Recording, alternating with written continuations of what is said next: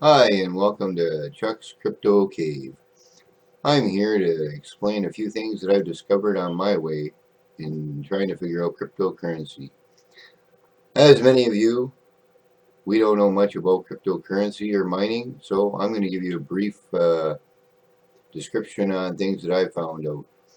Now, we all know that there's more than one way to uh, mine cryptocurrency, and if you don't, here are the different ways that you can mine cryptocurrency. You can see that we have CPU, GPU, ASIC, and FPGA. Now, most of these you may have heard of, CPU and the GPU. ASIC is the newer ones with the Bitcoin, with the S9s, S17s, 19s. There's all kinds of different machines that are made strictly for mining cryptocurrencies. And a lot of them are power or run by FPGA cards that run the actual hashing board. But what few people know is that these same FPGA cards, if you can get them at a better quality card, you can do a lot more mining. That means in this scenario here, if you have a GTX 180 like myself, you can get about $1 a day. Right now, because the currencies are exchanging at a fairly high rate, it's making a bit more, almost $1.50. Which, hey, that's not too bad for a guy who doesn't care and just checking things out. I bought the card only to play some games in VR with my Oculus Quest. But then I stumbled across a link with Team Success about mining. And I've dabbled in it, like many of you, looked at it, tried it, checked it out, said, hey, what's going on? Well, honestly, you can make money at it, but like everything else, you got to have money to make it. Now, if you were to join a team, obviously you're going to make more money because there's more people mining. But you'll have to look into things on how you want to proceed with your mining adventure. If you want to solo mine, obviously it's going to cost you a lot more money to gain any profits. Now, I'd like to show you this.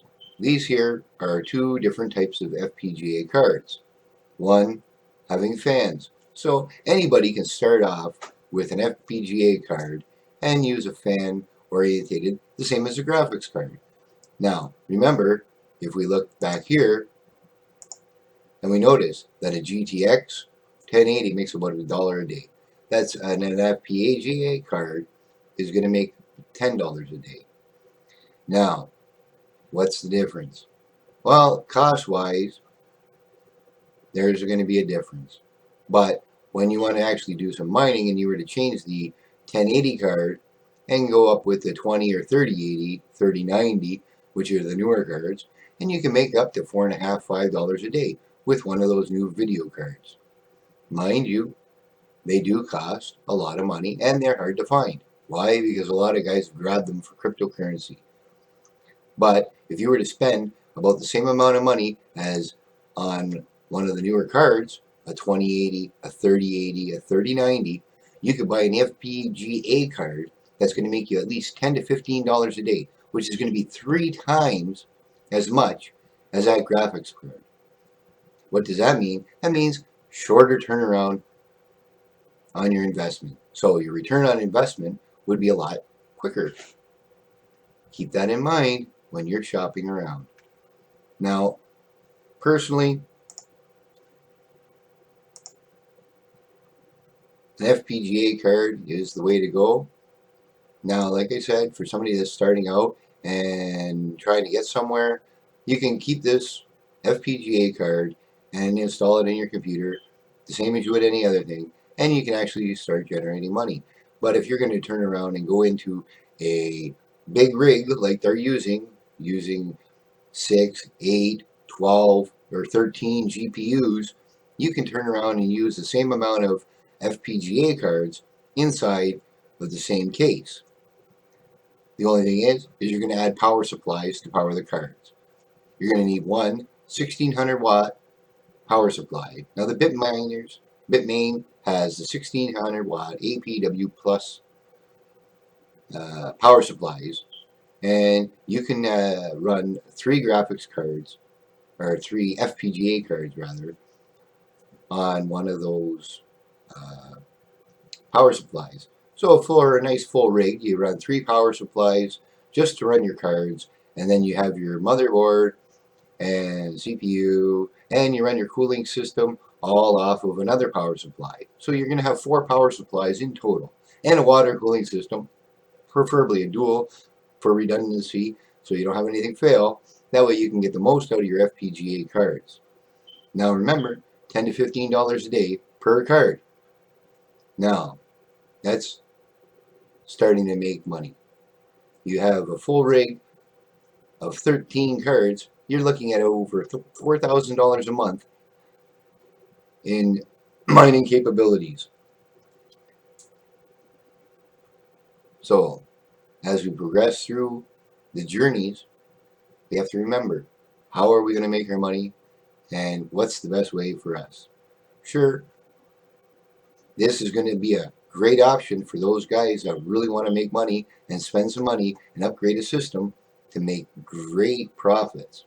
But for those people that cannot, or don't understand, or don't want to take the time to understand how to use the FPGA cards, because they aren't as easy to use as a graphical processor, a GPU like an NVIDIA card,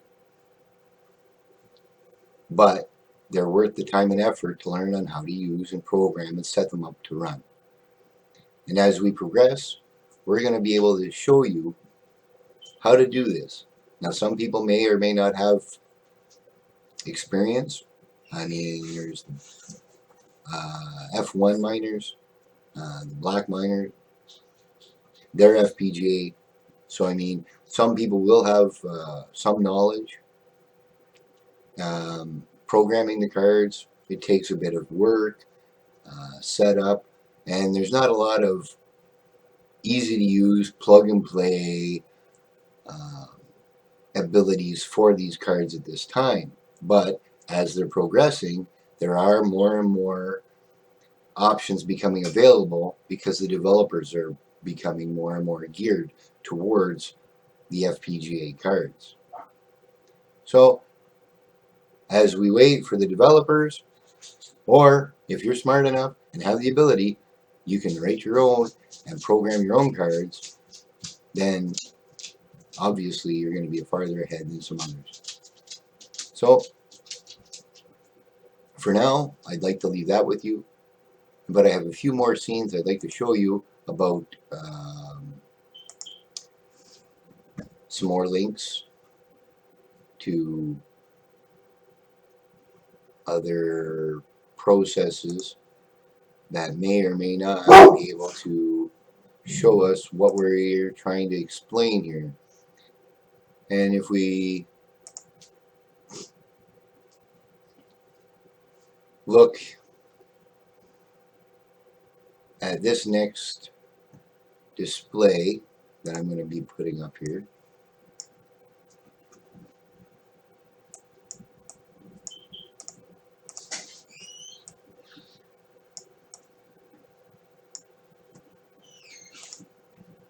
now if you look over here, we have what we call Osprey mining. Now this is one of their Osprey rings, and it is set up for us to view. And if you can see here, it's got the water cooling system, and it has 2, 4, 6 cards in it, and they're asking $15,000 and the specs. So I mean, obviously you can go and check it out yourself, Osprey mining. But if you think about it, 6 cards, $60 a day, $1,800 a month. In less than a year, you've recouped your initial investment and already making a profit in the first year. Now we look at another mining rig. This is a GPU mining rig. Now this here one is just a case for 135 without any of the other equipment inside. But this one shows everything installed, so I thought I'd just show it to you as an example of a GPU rig. Obviously you can see that they're very similar to the mining rigs for the FPGA cards.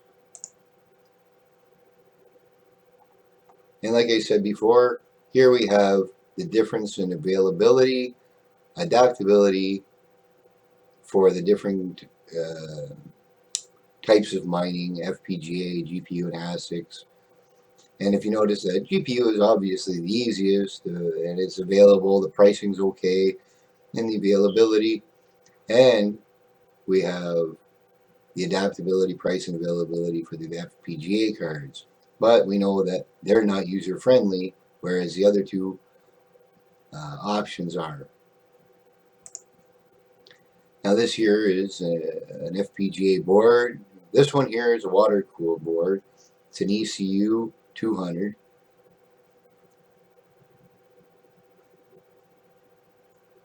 And you can notice here that the price, $1,350 US.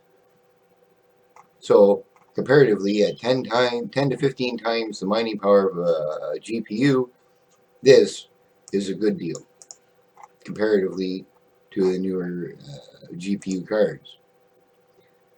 Like I said, these are like the ASICS miners, but this here is one that's an FPGA miner, the BlackMiner F1, like I said. Squirrel Research is another one that has FPGA boards available, and their starting price is around $2,000. And then we notice these here Xilinx ones. And there's even more advanced cards that are worth more money than that even.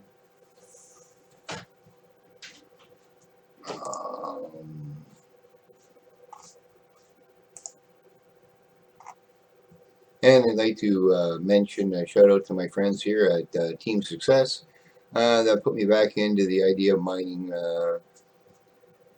And the whole idea is basically to join a pool of guys, and hopefully we can make it out that we can expand and grow our team, and everybody can make a profit.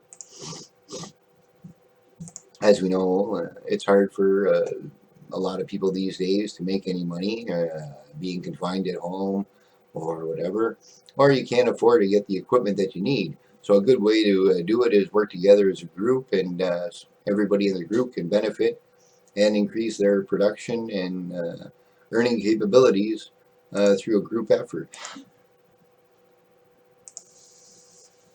So if you want to like and subscribe to the video, great. Any questions, I'd be glad to respond in another video addressing some questions or concerns. And any more ideas or things that come up that people may be interested in crypto mining, don't forget, check out a few things, and happy mining.